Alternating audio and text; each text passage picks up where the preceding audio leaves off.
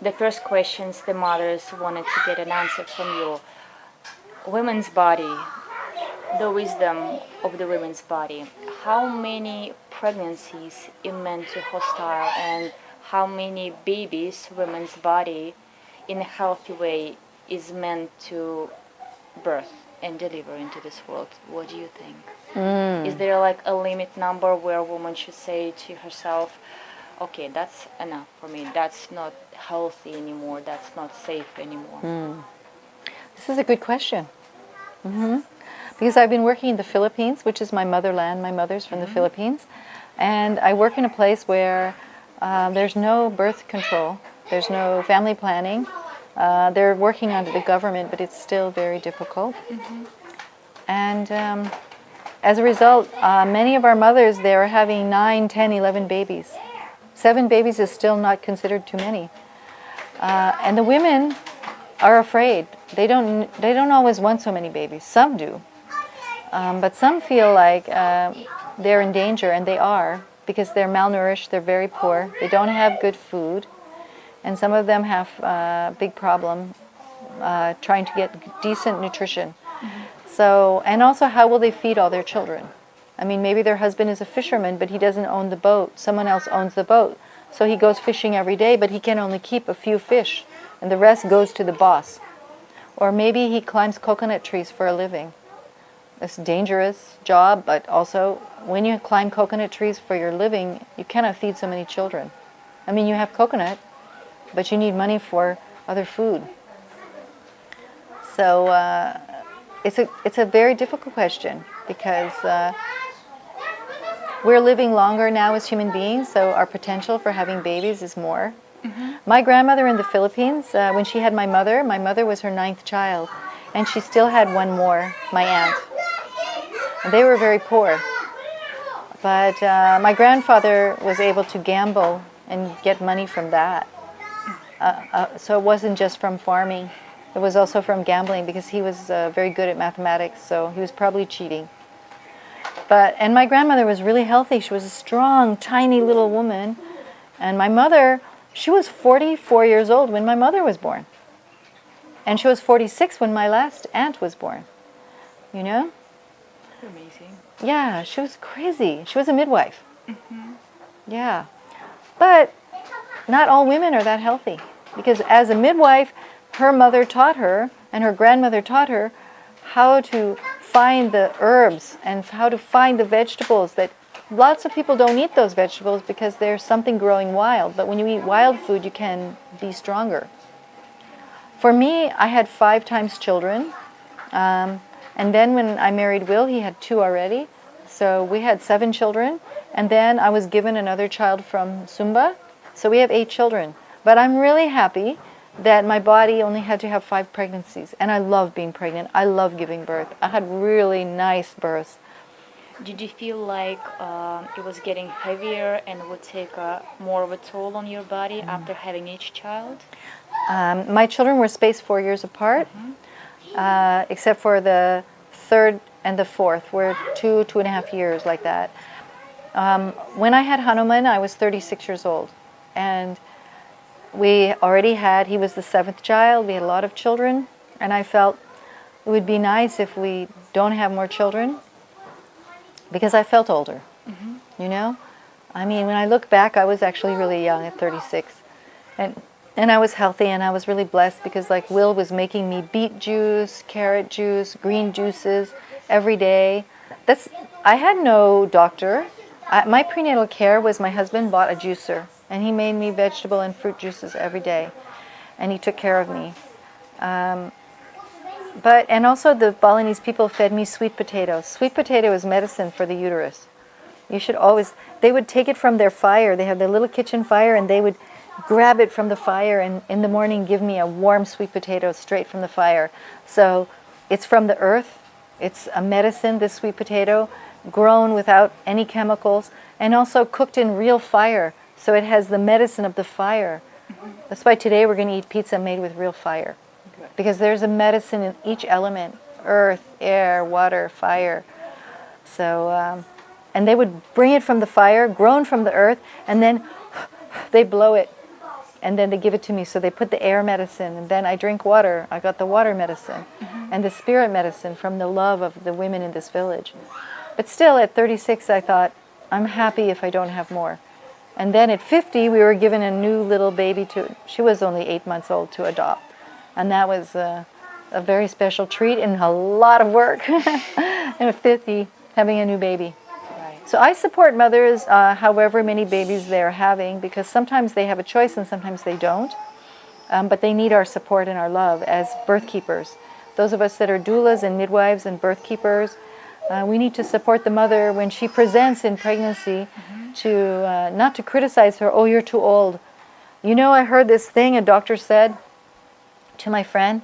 He said, oh, you're already 35. This is geriatric pregnancy. And her heart broke. And he said, you maybe are going to have a baby that's going to be imperfect, and you don't love a child if you bring a child in so old. But, I mean, how old was Uli when she had her twins? Over 40. 40? Yeah. 40 And she had beautiful, healthy twins.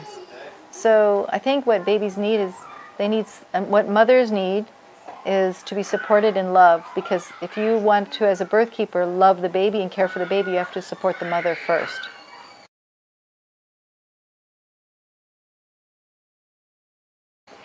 Well, there's a very organically another questions coming up.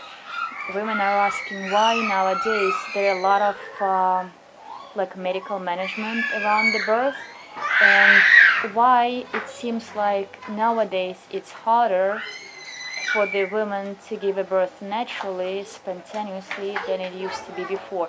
Is it really that it's gotten harder, like biology and physiology wise, or just we are sunk into that medical model of care for the woman, where the management and the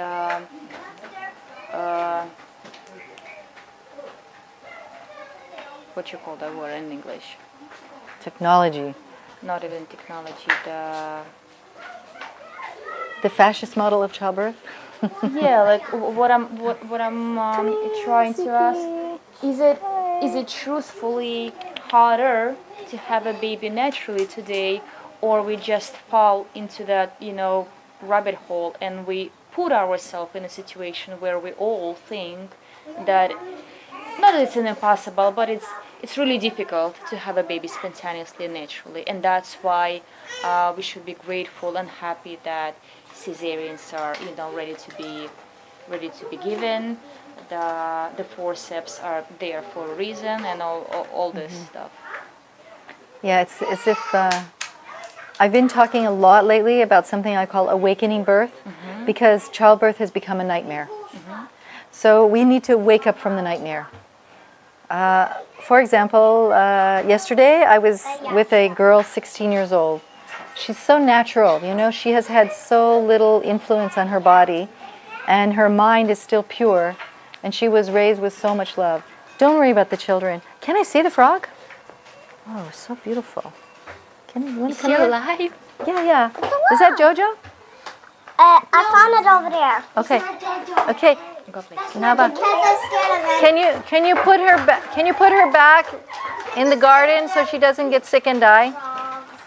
She likes to see you and meet you, but she wants to go back in the garden with her family, near where you found her.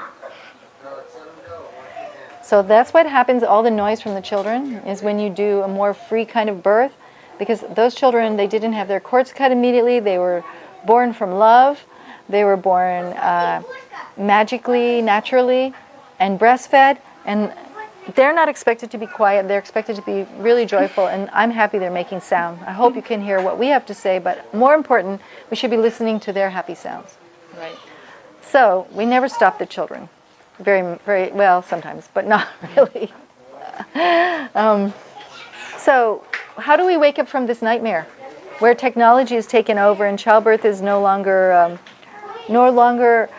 a joyful event for the family, where it's expensive and you have to go to the hospital, and then when you go in the hospital, I will tell honestly to the mothers in Russia, in America, in Indonesia, in the Philippines, in Haiti, in Nepal, where I recently worked, when you go to the hospital, you can take your human rights and throw them away, because when you walk in the door of the hospital, your human rights are finished.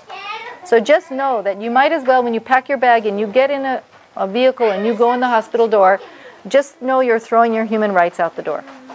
So without your human rights, how can you have a natural, beautiful birth? Like this 16-year-old girl who gave birth yesterday. I've known her since she was a little girl. Of course, for her mother, it was really a big shock that her 16-year-old daughter found a lover, and she also doesn't hear. She's born without hearing. So with her special needs, everyone was afraid she would have a difficult time. And her young husband, who's also 17, his family took her to the doctor and said, you need cesarean. Right away, first visit, you need cesarean. For what reason? I don't know, that's prenatal scare. That's not prenatal care. I don't know if you can translate that, but yes. Prenatal scare. Different from prenatal care. And so the mother brought her to Bhumi Sehat, because also she's my friend, so it was a blessing. And we supported her the whole time through pregnancy, through the labor, through her beautiful birth. And she didn't lay down on her back and put her feet up like this in horrible stirrups with the high table. You know the high table, the OB table, that's the torture table. It's for the convenience of the doctor. Don't lay down there. Don't. She squatted on the floor and she held a sarong. And she was so glorious. And she was smiling and pushing her baby out. And she will be a great mother. She's already a great mother. Immediately breastfeeding her tiny little baby girl. And you know what? She would have been terribly abused in the hospital. 100% sure cesarean. For a 16-year-old girl in this culture, absolutely. She also cannot hear, so she cannot speak clearly. So in the hospital, when she would go to the doctor's not speaking to her. She can read our lips. So I just told the midwives, if you speak to her so she can see your lips, she'll understand you. But nobody was respecting her in the doctor, so they stopped going to the doctor. So do you think physically, did something change with our bodies, or we're still full of power to have babies? But it's just the idea in the air that so I think we that need to our be food managed. our food has changed. So we have so much GMO food. We have difficulty with food. But I would say that really there have been slight changes, but the female body is amazing. And we are made to have children. Mm-hmm. This is our birthright. This is our heritage. It's our miracle. That's why we're born and live. I mean, you can say that, well, what about the woman's career? I mean, I have a fabulous career as a midwife. I had all my children and I put them number one. And it worked. You did it also. You're doing it. You make your family number one, and then everything else will follow, because family is a miracle. Right. But also, a lot of times women sit in front of a computer, and then they come home and they sit in front of television. If you're going for walks, if you're swimming when you can, if you're making love, these are all beautiful kinds of exercise. If you're eating food that you love, eat what your grandma would feed you. Mm-hmm. Okay? That's the best nutritional advice. Eat your grandmother's food, you know? And that's why our grandmothers seem to have an easier time. But remember, they didn't have all this epidural anesthesia. Right. There was a much lower cesarean rate. You know, for Bhumi Sehat, I still feel the cesarean transport is high. Because sometimes the young mothers get transported in labor because their families say, we don't want to wait anymore. Okay? But still, even with that, it's only 2.4%. Mm-hmm. So that's very low. That's about the lowest in the world. I still would want to get it lower. I want to get it lower because I believe in women and they can give birth. So this generation of women can give birth. I saw a teenager give birth beautifully yesterday, you know? I was there to support her and rub her back, and when her baby was born, all I did was hold her baby gently so she could take her baby. She could breastfeed.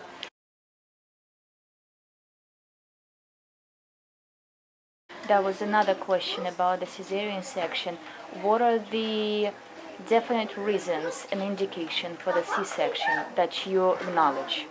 Okay, so you know that over 30% of women on Earth now today are going to have cesarean. Out of every 1 out of 3 mothers is going to have, if 3 mothers are giving birth, 1 will have cesarean somewhere, you know, and 830 mothers today will die in childbirth. Some of them from complications of cesarean. Some of them because they're poor and they live far away from a midwife. Mm-hmm. Many of them. definite indications for the cesarean? Okay, so placenta previa, not low-lying placenta. Right. So what is because that was the big topic today. I've been reading online as well on the Facebook group page. Baby. What is the low-lying placenta? Okay, baby in the womb. If the placenta is here, low-lying, sometimes the doctor will say, oh, the placenta is low-lying, but look, the head can go out the cervix. This is the cervix. But the doctor says, oh, you need a cesarean. You know? So what is it in But if the placenta is here and the baby can't go out, this is an indication, you know? Right. Low amniotic fluid. Sometimes the babies cannot even move because there's so little amniotic fluid. But the doctor does ultrasound and he doesn't say, mother, you need to drink more water, you need to, young coconut, you know, juices, you need to drink more. No, the doctor says, you need cesarean, you know? Right. If the baby is really like this, transverse, how can the baby be born with the shoulder coming first? But this is rare. I just saw one. The mother had no water. She was going to Siloam, the most expensive hospital in Bali, the most expensive doctor. She's Indonesian, Chinese, and they took her money and they told her the whole time, low amniotic fluid. What should I do, doctor? Nothing. Cesarean. And so there was no way that I could not turn the baby, because if there's water, you can turn the baby. But without water, you cannot turn the baby. But the mother was never encouraged to drink. And she was giving these vitamins that were chemical. He said, oh yeah, you want to make your baby healthy, take this vitamin. It's chemical. You know? She had kidney pain because from this bad vitamins. She was never once in 9 months of going to the doctor told anything about nutrition. She learned nothing. When she saw us, we gave her a book for mothers, Ibu Alamin, Natural Mother, about nutrition and about her human rights. She was crying. She was reading it, crying, saying, no one told me these things. So I told her, okay, for your next baby, you come to us from the beginning.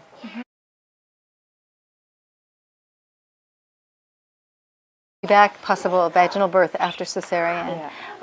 You know, the new rules in Indonesia and in many countries now are that midwives are not supposed to handle vaginal birth after cesarean, and many hospitals and doctors won't do it. But in Bumi Sehat, we do it almost every week. Sometimes one, sometimes two in the week. We do it. So is it possible? Of course. Did you ever had like any difficult situation?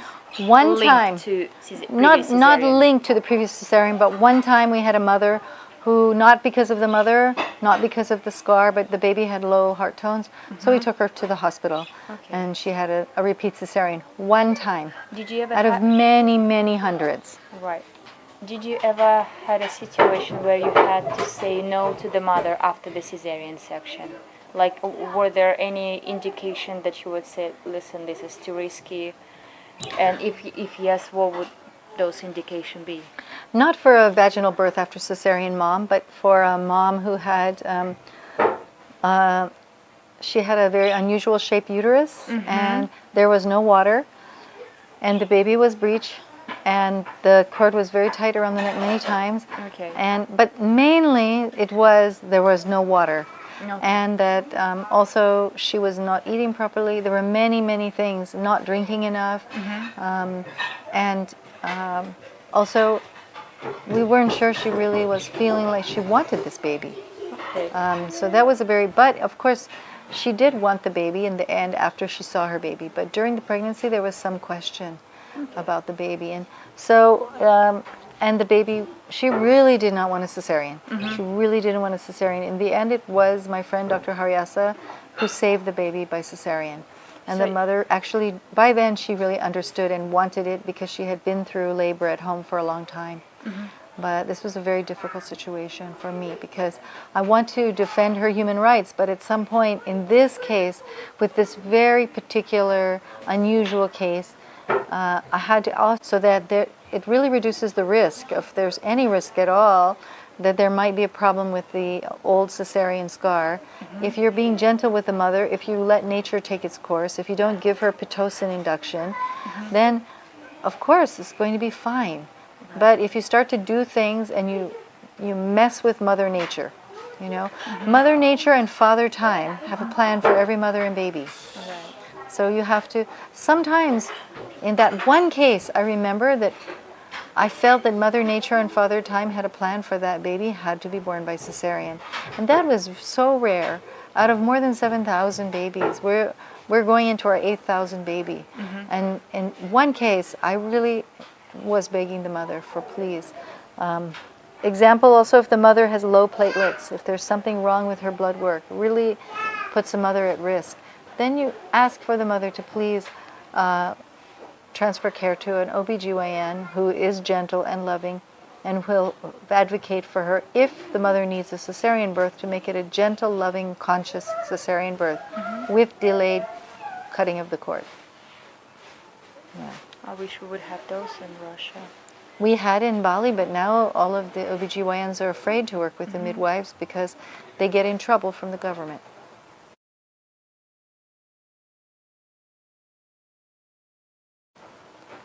Okay, let's talk about the pain. Pain in labor, pain during the birth, and women are asking if epidural is created and if there is ways to escape from the pain, why not to take those ways? Why not to take the medical help and have an easy ride? Well, there are doctors here who say to the women, epidural is safe. Epidural has no effect on the baby. Epidural is just the perfect answer. Those doctors are making a lot of money from epidural. But what they don't tell the mother honestly, and they should tell the mother honestly, is epidural is a cocktail of drugs including narcotics. And this goes right in your central nervous system, in your spine. And this goes right in your blood, and it goes to the baby through the placenta. So if you're going to take an epidural, you should understand that the baby will be affected, you know. If it's late in the labor and it's, if it's, you know, not a long epidural experience for the baby, hopefully the effect will be much less. But, you know, what happens is epidural and then you can't move around because you're on continuous fetal heart monitoring. And sometimes there are side effects. And I know anesthesiologists who hate the epidural because these doctors of anesthesiology say that there are two people whose lives are at risk, the mother and the baby. Their lives are at risk. It's not an easy answer. Right. And what is the answer to pain in childbirth? Continuous care. You know, if you think that the pain is going to be a lot for you, ask for a doula. You know, get a relationship with a doula, somebody who will give you continuous care, massaging your back in childbirth. You know, just the doula rubbing your back or the midwife who's loving will actually help the husband to understand what works for you, you know? Like if he sees somebody rubbing your back and it's really working, he tries to do the same. And then he starts to resonate with you and start to be able to comfort you. But we don't want to depend on your partner to do everything, right. You know?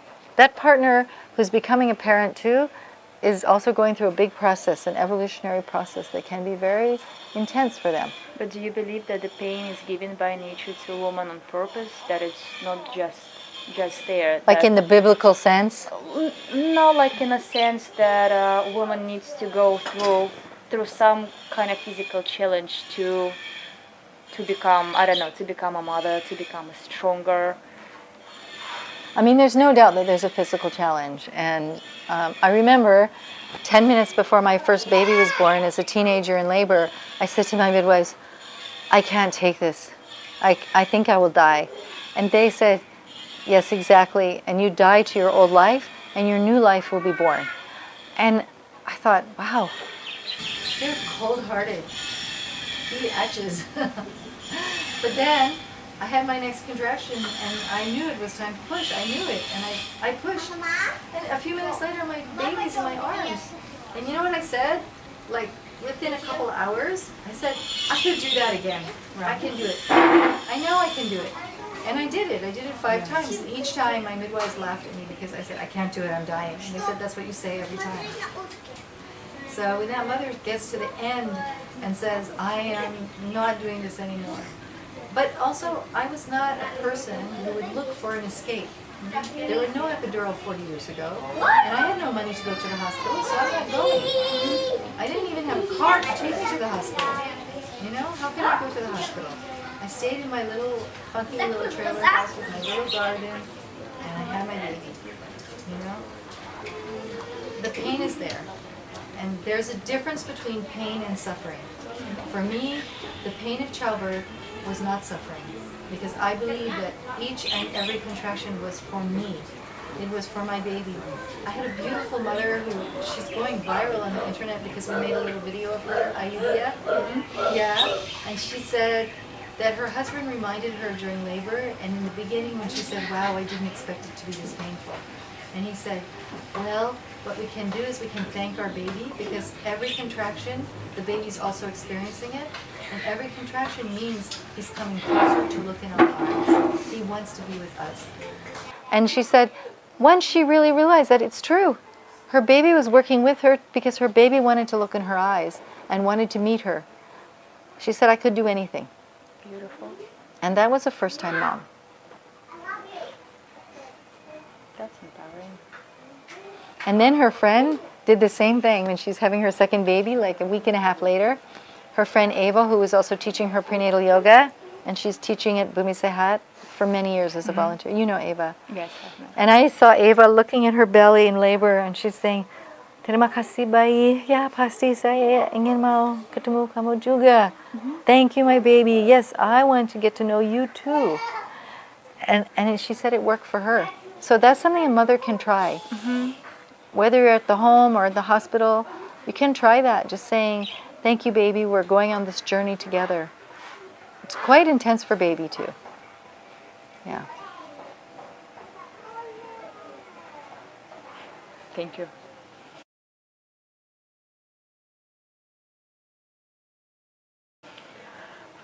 Next question.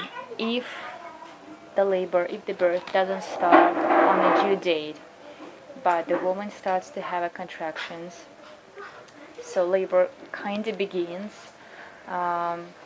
but it's not as strong as your doctor would want it to be, should you go for the labor augmentation to get it go stronger and faster? Should you go for speeding it up? Just because it's time for the baby to be born and labor started, but it's just going slow.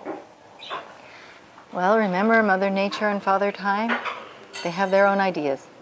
Yeah, and the baby's involved with Mother Nature and Father Time resonating with them. So if you want to kick Father Time in the nuts and push Mother Nature out the door, yeah, you can put IVs in and you can have these horrible contractions from hell. But if you want to give it time, be patient. Remember, doctors have patience and midwives have patience.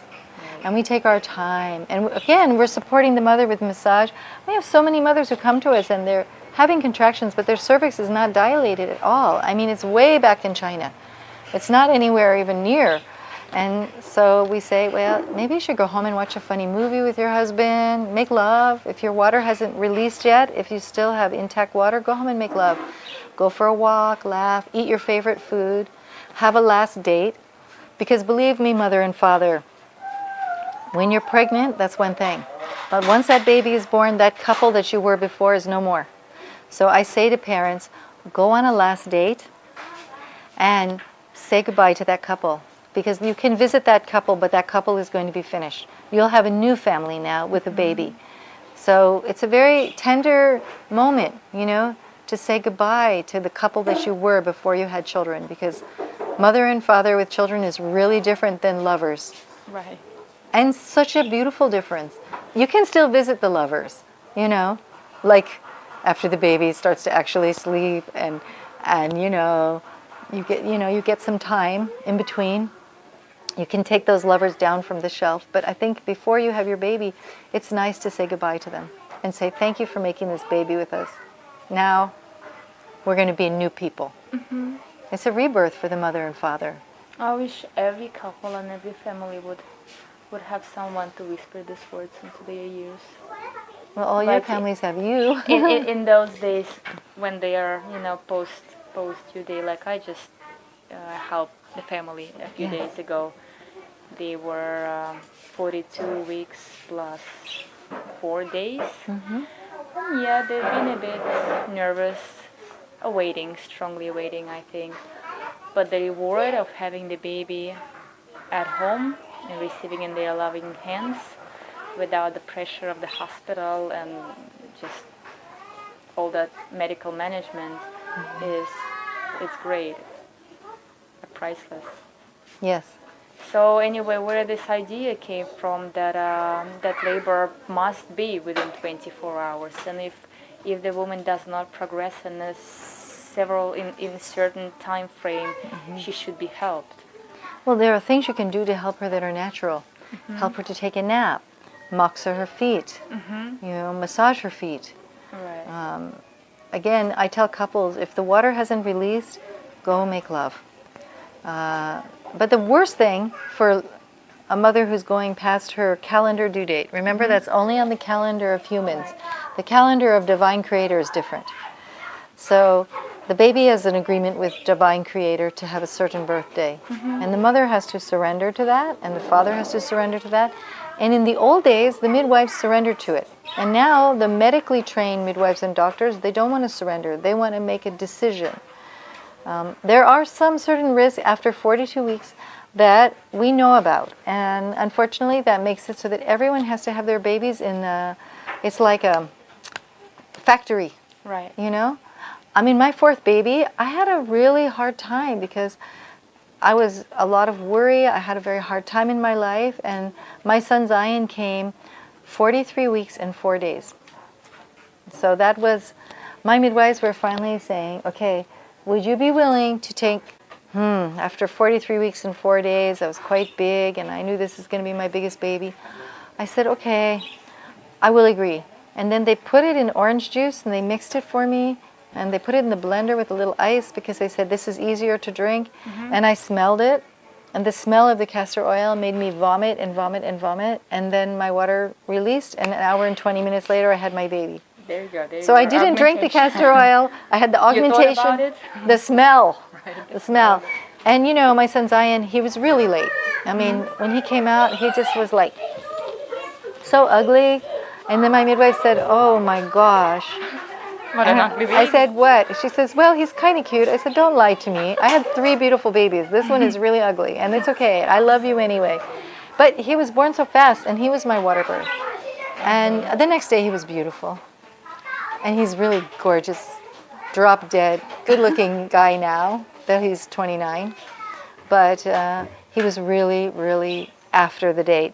But it was not his fault. He was waiting for me.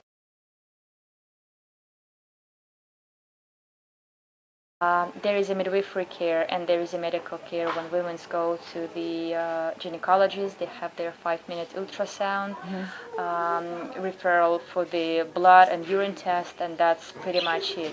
So my thing, I'm trying to reach a woman in Russia because I feel like that's my field of care, and let them know that there is difference. There is a different model. There is a different ways of taking care of yourself during the pregnancy and prepare yourself for the birth.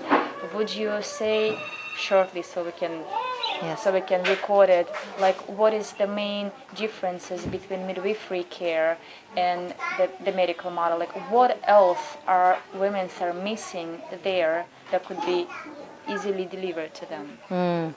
Well, so for me, what I wanted as a woman, especially I was young and I was afraid the first time, I wanted my grandmother. And my grandmother was in the Philippines far away. And I knew she could be taking care of me if I was in the Philippines. So I looked for midwives because I wanted women to take care of me. I wanted mother-to-mother care, midwife to mother. This for me was the ultimate. This is what I wanted. Also, you know, I went to the OBGYN when I was a young girl because, you know, you're supposed to go, and I was trying to get the pill because I was going to make love with my boyfriend and I didn't want to be pregnant yet. And I was 15 years old. And no, I was 16.